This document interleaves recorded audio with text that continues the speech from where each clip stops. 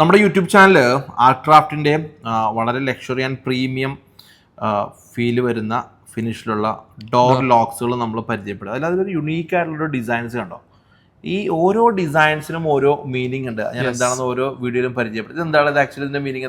ഇത് ഇംഗ്ലണ്ടിലുള്ള ഒരു ചുഴിയാണ്, lady bower റിസർവിയർ എന്ന് പറഞ്ഞ ചുഴിയാണ്. അതെ, ആ ഡിസൈനെ ഇൻസ്പയർഡ് ആണ് ഈ ഒരു മോഡൽ ഉണ്ടാക്കി. ഇതിനോട് സിമിലർ ആയിട്ട് തന്നെ സ്ക്വയർ ടൈപ്പിൽ വരുന്ന ഒരു ലോക്കും കൂടെ നമ്മൾ എടുത്തിട്ടുണ്ട്. ഇതിന്റെ സ്ക്വയർ ടൈപ്പിൽ വരുന്ന ഒരു ഡിസൈൻസ്.